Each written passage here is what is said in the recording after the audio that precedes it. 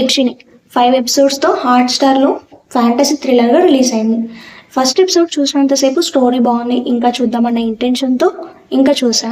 But మిగతా 5 episodes చాలా lag అనిపించింది. చెప్పాలంటే హాట్‌స్టార్‌లో 'అవే కళ్ళు' అనే ఒక సీరియల్ ఉండేది. సేమ్ ఆ టైప్ ఆఫ్ జోన్‌లో తీశారు. ఇంకా చెప్పాలంటే పాకెట్ ఎఫ్ఎంలో 'యక్షిని' అనే ఎపిసోడ్స్ ఉన్నాయి. దాన్ని బేస్ చేసుకొని తీసిన స్టోరీ ఇది. ఇంకా హీరోయిన్ వేదిక, మంచులక్ష్మి వీళ్ళ యాక్టింగ్ బాగుంది. ఇంకా హీరో కృష్ణ గారిది ప్రీవియస్ మూవీస్లో యాక్టింగ్ లాగానే ఉంది. డిఫరెంట్గా ఏం ట్రై చేయలేదు అతను.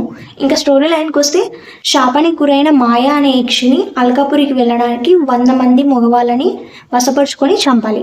100వ అతను ఖచ్చితంగా వర్జిన్ అయి ఉండాలి. దీని మీద స్టోరీ అంతా ఉంటుంది. అసలు ఆమె ఎందుకు శాపానికి గురై ఉంటుంది, శపించిన వారు ఎవరు, అసలు ఆమె 100 మందిని చంపుతుందా అన్న దాని మీద ఈ స్టోరీ అంతా ఉంటుంది. స్టోరీ అయితే బాగుంది, కానీ అంత థ్రిల్లింగ్గా ఏం లేదు. కొన్ని వాటికి లాజిక్స్ కూడా ఉండవు ఈ మూవీలో. ఈ మూవీకి నేను ఇచ్చే రేటింగ్ 5కి 2.5. ఇది నా ఒపీనియన్. మీరు ఒకవేళ చూసానంటే ఎంత రేటింగ్ ఇస్తారో కింద కామెంట్ చేయండి.